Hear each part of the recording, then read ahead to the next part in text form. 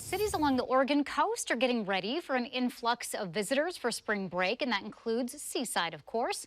A live look outside at the sand and surf and a few raindrops, too. This is from our Shiloh Inns camera.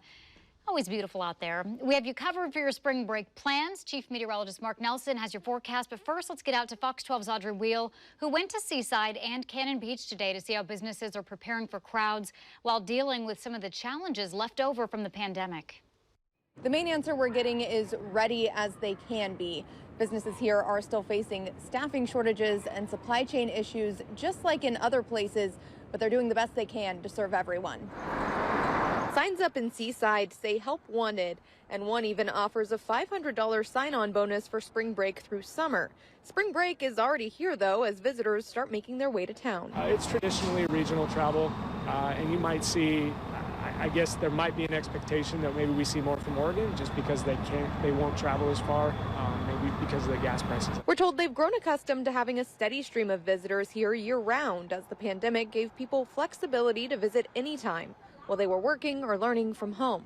Still, this is the start of a busier travel season that businesses are gearing up for. Definitely trying to do the best we can, but you can only work with what you got, right? Kendall Price at Torres Sushi says it's still tough hiring and keeping workers. I trained a girl yesterday and she's already gone. So, I mean, it just kind of depends on if they're really into it or not. The people that I have here are pretty strong.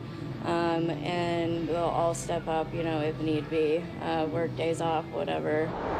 Down the coast to Cannon Beach, Chamber of Commerce Executive Director Jim Pano says they're no stranger to the same trends and challenges. Cannon Beach, just like the rest of Oregon, is dealing with staff shortages, housing issues, supply chain issues.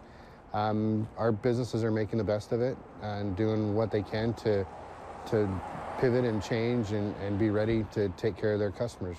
We've been handling it the whole time, and we'll do our best. Yeah, we're ready. Driftwood General Manager Jordan Meyer says luckily he was finally able to fill some openings just a few weeks ago. I'm not hiring anymore. I'm fully hired.